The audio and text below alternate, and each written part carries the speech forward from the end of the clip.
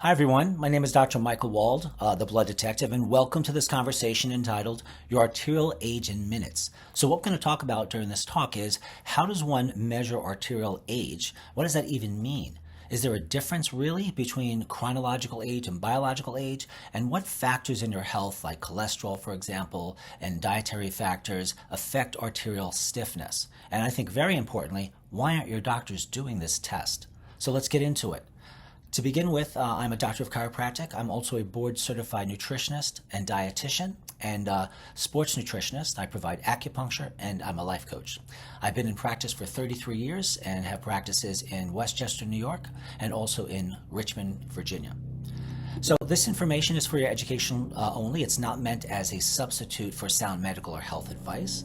And this is going to be a basic, understandable conversation. I've added in a little extra information in here for those of you who want to look a little deeper into some of the slides. So let's get right down to it. So there is a technology, it is a FDA approved technology, and I say that with some pride because I think FDA review of technologies is quite a good thing. But the FDA in meddling in circumstances such as who should be prescribing vitamins and minerals and nutrition is yet a whole other thing. But from a technology point of view, we want FDA approved tests. They've gone through rigorous tests for reproducibility and other quality control methods to make sure that the technologies that practitioners are using are reliable and actually measure what they're supposed to. So I have an arterial stiffness device, and it will measure arterial stiffness, how hard the arteries are. And it does this through various ways. One of those ways is by measuring something known as pulse wave velocity. And what pulse wave velocity does is an estimate of the biological age of the cardiovascular system.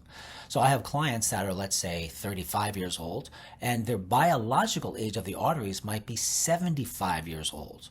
Now, if that sounds strange to you, it really shouldn't, because when you think about it, your body parts, they all age at different rates. So for example, I saw a client with arthritis in both of his knees. His knees looked like a 90-year-old, and he was 63-ish, 65-ish, something like that. And his kidneys also had issues, and they certainly were older than he was in terms of his chronological age.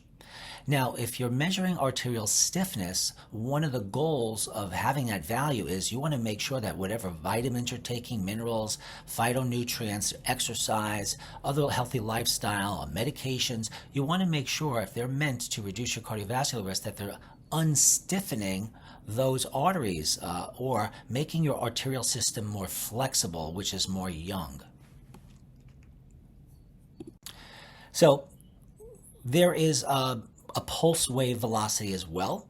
And this pulse wave velocity also tells us about the age of the arterial system.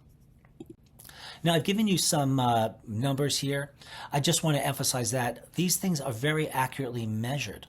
This pulse wave velocity, there's arterial stiffness index, and then finally there's a vascular age, the biological age of the blood vessel. So again, you want to take fish oil, you think it's good for your heart, and it doesn't change arterial stiffness, it's not the right choice for you. Or maybe it does improve arterial stiffness, but maybe just a bit. And we know that maybe you need some other synergistic nutrients to fish oil to reduce arterial stiffness. So the cardio beam, to give you sort of a definition at this point about what it does, is that it assesses endothelial function. That is referring to the inside of blood vessels, but it's also the entire blood vessel. So it assesses endothelial function, arterial compliance, that's the flexibility or lack thereof, and peripheral circulation, which is critical for longevity and disease prevention. And these parameters help uncover silent vascular inflammation and microcirculatory dysfunction. These are really important things. These things you have to measure with a cardio beam. You can't measure them on a blood test by measuring the cholesterol, the triglycerides, the HDLs, or any of the other fats. This is a different and separate but related biomarker of cardiovascular disease. You know, over 60% of people who get heart attacks and strokes, they have normal cholesterol, but they don't have normal arterial stiffness. They tend to have increased vascular resistance. But if you're not measuring those things, you can't know. Again, just to show you here that there's something called an augmentation index, a central systolic pressure reading, and endothelial function score, all measured here. And every cardiologist knows what these are, but almost none, including cardiologists that I have reached out to, have ever done the test. So what about this augmentation index, vascular resistance, and something called reflection time? So these help tell us, they give us early detection and personal monitoring for an individual.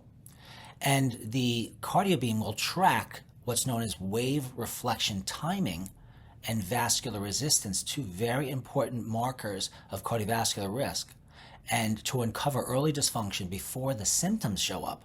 So you don't even have to understand what wave reflection timing is in vascular resistance, other than that they are measured and they are changeable and they are definitive additive markers of cardiovascular disease. And you can find out if they are abnormal before you have symptomatic cardiovascular disease. And the augmentation index, as well as the vascular resistance and reaction time, all of these are other important biomarkers. And here is a slide just demonstrating what I just reviewed, that these things are measured and you are compared against the normal and an optimal. And of course, if there's an abnormality there, it's flagged. So that'll about do it for this conversation. I just want to wrap this up by saying a couple of important things, so just hang in there another minute.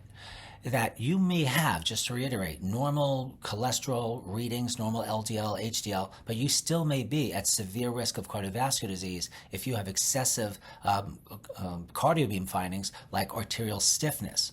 We will be able to tell if you're what the biological ages of your arteries are. So for example, if I say that you have a 75-year-old arterial stiffness, that means that the average seemingly well person who's 75 would be expected to have that amount of stiffness that you have. So I don't ever rely just on cardiobeam. I will look at the lipids on blood tests and other very important tests of cardiovascular disease, and for the simple reason that the more biomarkers you know and that you can regulate and make sure are normal, the more you help to guarantee that a person's life will not be cut short from a preventable issue in their cardiovascular system. So thanks very much for joining me, and I hope to see you at the next presentation. Have a great day.